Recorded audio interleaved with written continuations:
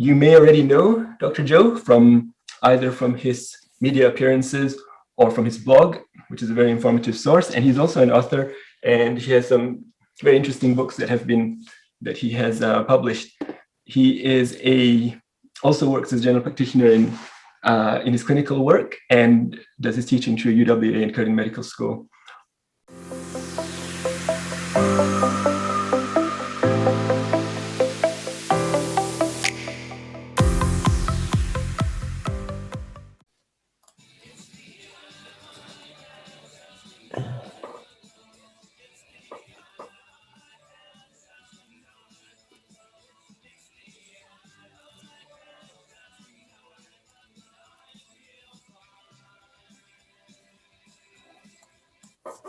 All right, well, if you couldn't hear it, hopefully you could see it. It's the end of the world as we know it, and I feel fine. Now, let me see whether I can new share. There we go. Let's see whether that's going to work.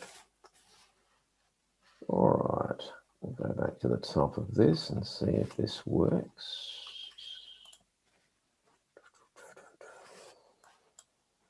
Show play from start. Okay, so I'm assuming I don't hear otherwise. Arif, message me if people can't see and hear me.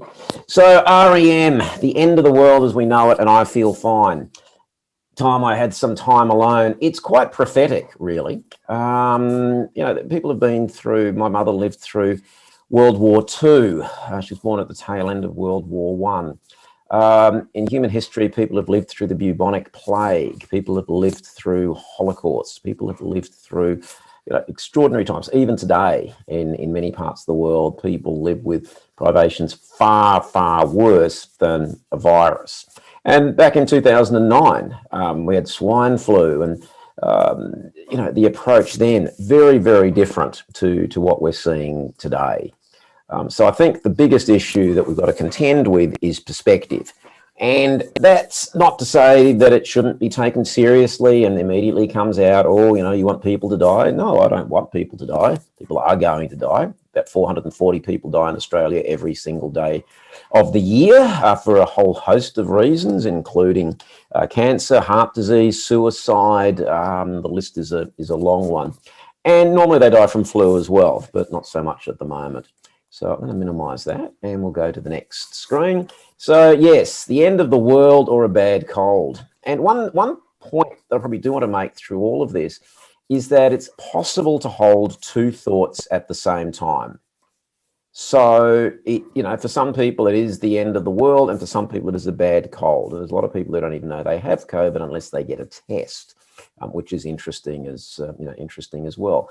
But it is true, as with flu and with all other infections, there are people who get a severe case, and that should not be diminished or denied. But that doesn't mean that everybody is at equal risk. So again, it can be both.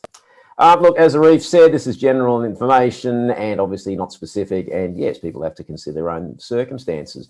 Again, to give an analogy, penicillin can be a very useful medication. If you are highly allergic to it, it can be a lethal medication. The penicillin is the same. People's circumstances are not. So here's when we think about the debt burden, here's a quote from Cicero, a Roman emperor in 55 BC. The budget should be balanced, the treasury should be refilled, public debt should be reduced, the arrogance of officialdom, we're talking about 2,000 years ago, the arrogance of officialdom should be tempered and controlled, and the assistance to foreign lands should be curtailed, lest Rome will become bankrupt. People must again learn to work instead of living on public assistance. And the people who are the biggest fans of lockdowns and such measures, typically the people who are on the government payroll. So they're living on the public purse. And that's, again, people need to do that for a living. That's not necessarily a problem. But, those who are perhaps the more productive members of society who pay the taxes that enable the government to pay its employees, they're the ones being curtailed. And the debt that this country, and we're not alone, has rolled up is absolutely eye-watering. Absolutely eye-watering. But the key one in this, and remember, it's 2,000 years ago, the arrogance of officialdom. Arrogance of officialdom, meaning you must not question the premiers, you must not question the chief health officers, you must not question the health ministers. I read something last week, Jacinda Ardern said, nobody should get any information other than from the government. That implies there's only one view. In medicine, we know there's a concept of a second opinion. Second opinion is I'll get an opinion from one doctor and from another. All of a sudden, that's gone out the window. If you go and see a doctor, you may say, look, I want to get a second opinion before I contemplate surgery. It's fair enough. It's absolutely the correct thing to do.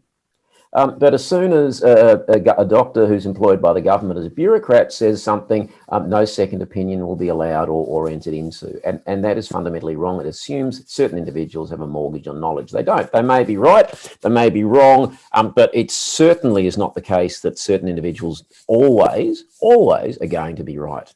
And we know in this country there are 9 different CHOs and about as many different opinions. Let's see if we can get this to work. So just to dial the clock back to ancient history in 2019, the USA in their winter 32 million cases of flu. Open economy, nobody locked anything down.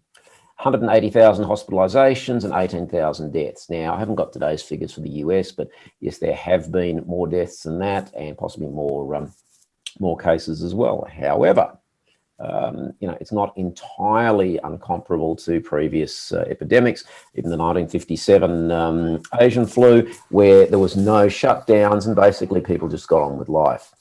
In Australia in 2019, 300,000 or just shy of 300,000 lab-confirmed cases of influenza.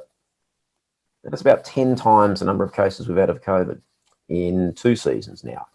And around 2,500 deaths, which is about under 3 times the number of deaths from COVID. And this talk about everybody is at risk. The median age of death from COVID is 84, which is, interestingly, the average life expectancy for a person in this country. Those over the age of 80 with pre-existing illnesses are most at risk. Same as with flu, same as with pneumonia, same as with urinary infections, same with any form of infection. Yes, aged care facilities are at the greatest risk, mainly because of the nature of the people who live there. My father-in-law is in a aged care facility in New Zealand, and he's 88. Now, one day, sadly, we're going to get the word that he's no longer with us. It's going to come on that day as a shock, but it's not going to be a surprise. He's the oldest resident in the facility. People die. It is a given. When it becomes national news that a person aged 90 living in an aged care facility has died with probably more than of COVID, it's not an issue for anybody other than the family. And the idea inherent is that somehow, if it hadn't been for COVID, this person's going to live forever. No, nobody's going to live forever. So we normally try to protect those who are vulnerable and let other people get on with their lives. But for this, for whatever reason, we've taken a different tack. Now, this is my favorite one. Believe the science. Science is not a belief system. Makes it sound like a cult. And you're not allowed to question the high priests of that cult. And this is a quote from Somerset Maugham: the fact that a great many people believe something is no guarantee of its truth. Everybody used to believe the world was flat. Galileo thought otherwise, and they put him in jail for his troubles.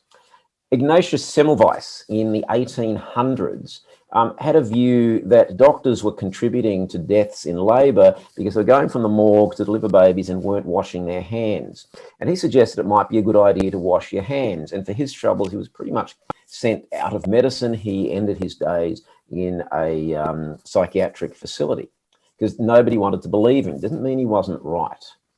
So that, people believe something doesn't necessarily make it the case. And there's lots of instances through history where what we subsequently come to believe is not what we were told. And the whole idea that we can't question the science is flawed. Science is a process of inquiry.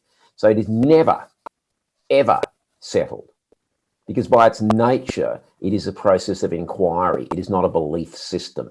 And that's probably one of the worst aspects of all of this concept, believe the science. Well, whose science? Who's paid for it? Who's done the studies? How have they worked it out?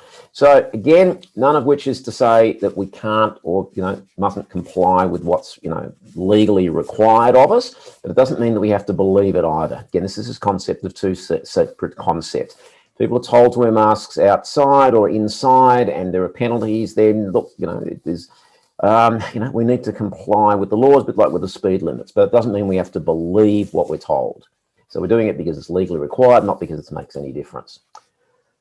From the book 1984, Simon tells Winston, we're getting the language into its final shape, the shape it's going to have when nobody speaks anything else. We're destroying words. We're cutting the language down to the bone. So when we were adding words to the dictionary in 1984, they were removing words. The aim of Newspeak was to narrow the range of thought. In the end, thought crime would be impossible as there would be no words to express it. 1984 increasingly seems to be being used as a manual rather than what it was intended, which was a warning. And just think of all the subjects that we're not allowed to talk about. And the idea is to remove the words, so nobody could even think it, let alone talk about it. Now, look, this is interesting. This is from the European Centre for Disease Prevention and Control. The evidence regarding the effectiveness of medical face masks for prevention of COVID-19 in the community is compatible with small to moderate protective effect, but there are still significant uncertainties. So they're not life-saving at all.